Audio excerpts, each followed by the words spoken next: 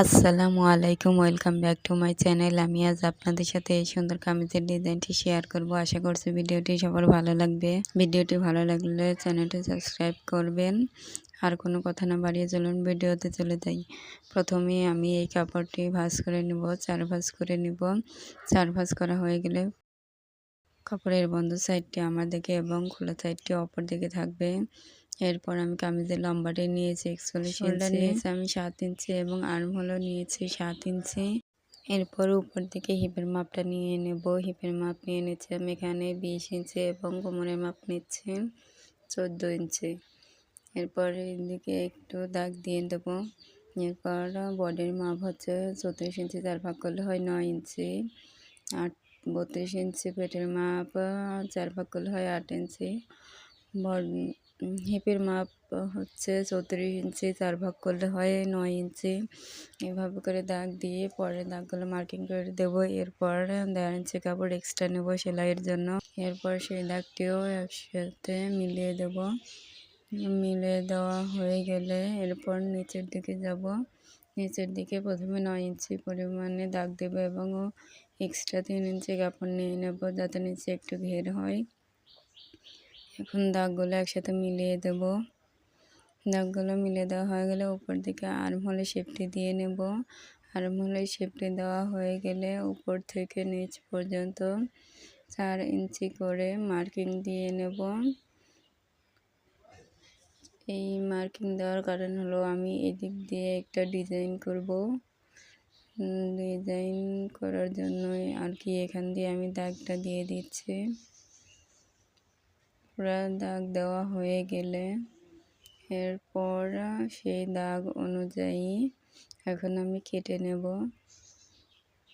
দাগ অনুযায়ী কেটে নেব। কেটে নেওয়া হয়ে গেলে আমি এখানে হিপের চিহ্নটা দিয়ে নেব আর কি। এরপর সেই 4 ইঞ্চিতে মার্কিং করেছিলাম সেই অনুযায়ী কাপড়টা কেটে নেব। এভাবে করে আমি কাপড়টি কেটে নেব। কাপড়টি কেটে নেওয়া হয়ে গেলে দেখুন কেমন হয়েছে জামাটি দেখতে এইরকম দেখা যাবে। মাঝখান দিয়ে কাটার দিক দিয়ে আমি ডিজাইনটি করব। এরপরে কাপড়টির হাতার কাপড়টি কাটবো। হাতার লম্বাটা নিয়েছি আমি এখানে 16 ইঞ্চি। এরপর হাফ ইঞ্চিতে মার্ক করে দিলাম সেলাইয়ের জন্য। এরপর মোহরের চওড়া হচ্ছে 5 ইঞ্চি এবং 1 ইঞ্চি এক্সট্রা কাপড় নিয়ে নিলাম। উপর থেকে 3 ইঞ্চিতে একটু মার্কিং করে দিলাম। মার্কিং করে সেই অনুযায়ী কাপড়টি মিলিয়ে দিলাম। মিলিয়ে দেওয়া হয়ে গেলে এখন আমি সেই অনুযায়ী কাপড়টি কেটে নেব। হাতাতেও মূলত আমি একটা ডিজাইন করব। হাতার নিচের দিকে আমি কাটওয়ার্ক করে ডিজাইনটা করব, সেই জন্য এইভাবে করে কেটে নিলাম।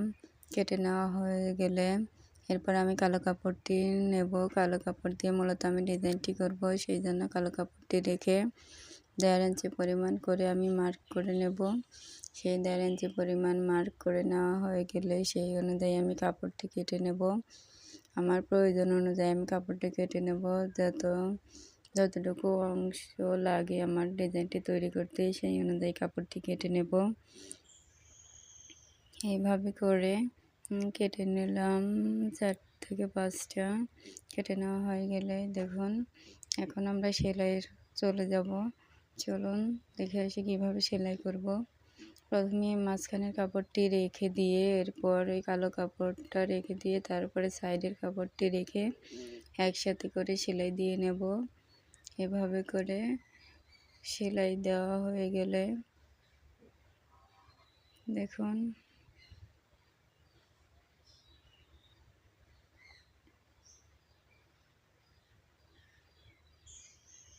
সেলাই দেওয়া হয়ে গেলে কাপড়টি এরকম দেখা যাবে। এরকম দেখা গেলে দেখুন কাপড়টি এরকম হবে। এরপর আমি পরের সাইডটিও সেলাই করে নেব। এর পাশের সাইডটিও সেমভাবে সেলাই করে নেব। প্রথমে কাপড়টির উপর কালো কাপড় রেখে তারপর সাইডের কাপড় রেখে সেলাই করে নেব।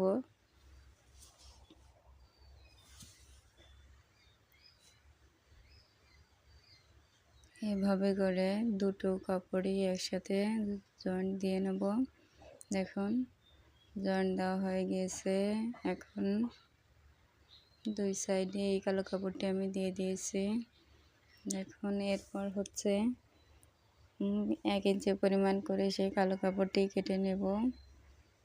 পুরোটাই 1 ইঞ্চি পরিমাণ করে কেটে নেব। এরপর আমি আর ফিতে না দিয়ে আন্দাজ মতো সবগুলো সেমভাবেই কেটে নেব।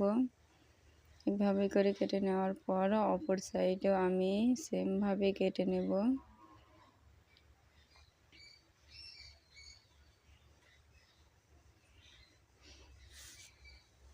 আমার চ্যানেলে কেউ যদি নতুন হয়ে থাকেন তাহলে প্লিজ চ্যানেলটি সাবস্ক্রাইব করবেন এবং ফেসবুক পেজ হলে ফেসবুক পেজটি ফলো দিয়ে রাখবেন। এরপর আমি ডিজাইনটি করতে চলে এসেছি। এই 3 কোণাভাবে আমি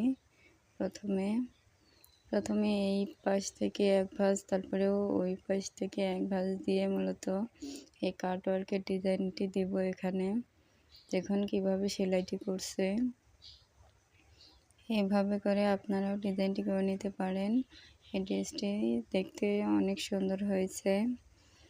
ফোনে কেমন দেখা যাচ্ছে সেটা জানি না, কিন্তু বাস্তবে সত্যি অনেক সুন্দর হয়েছে। এখন এভাবে করে মূলত আমি ডিজাইনটি করে নেব।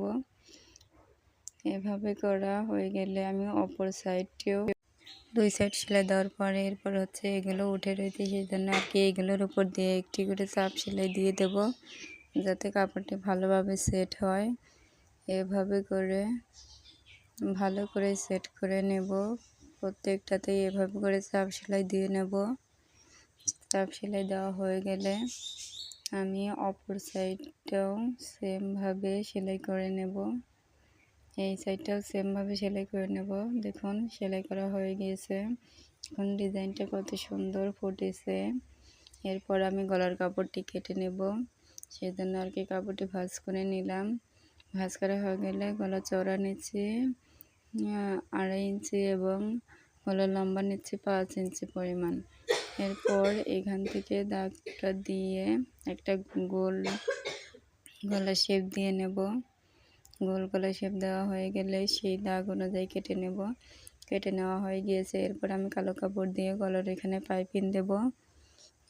সেজন্য কাপড়টি 2 ভাঁজ করে গলার উপর দিয়ে একটি সেলাই দিয়ে নিচ্ছি।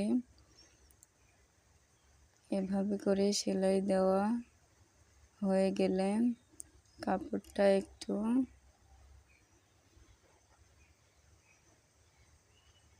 এখন এভাবে করে সেলাই করে নিতে হবে ঘুরিয়ে ঘুরিয়ে। সেলাই করা হয়ে গেলে এরপর কাপড় গলার ওই সাইড থেকে আমি একটু একটু করে কাপড় কেটে নেব, যাতে গলাটা খুব সহজেই করতে পারি। এরপর উপর থেকে চিকন করে পাইপিং রেখে আমি উপর থেকে চাপ সেলাই দিয়ে দেব। দেখুন কিভাবে আমি পাইপিংটা দিচ্ছি। এইভাবে করে গলায় চিকন পাইপিং দিয়ে দিলাম। দেখুন ডিজাইনটা বেশ ভালোই হয়েছে। পেশ কালার কাপড়ের উপর কালো কালার কাপড় দিয়ে ডিজাইনটা করছি, অনেক ফুটে উঠেছে। এরপর আমি শোল্ডারের এখানে সেলাই করে দেব 2টা কাপড় একসাথে মিলিয়ে নিয়ে। দেখুন এভাবে আমি অপর সাইডটাও সেলাই করে নেব। সেলাই করা হয়ে গিয়েছে। এরপর 2 সাইডে আমি সেলাই দিয়ে নেব। দেখুন কিভাবে সেলাই করছে। এভাবে করে উপরে মাপ অনুযায়ী আমি সেলাই করে নেব।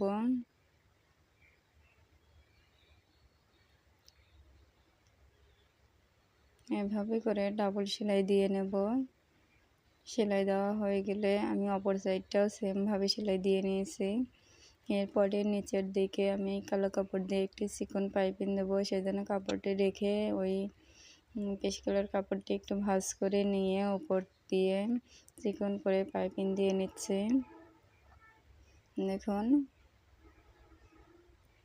এভাবে করে চিকন পাইপিংটি দেওয়া হয়ে গেল। এরপর আমি নিচ দিক থেকে 3 ইঞ্চি পরিমাণ কালো কাপড় নিয়ে মোটা করে বর্ডার লাইন দেব।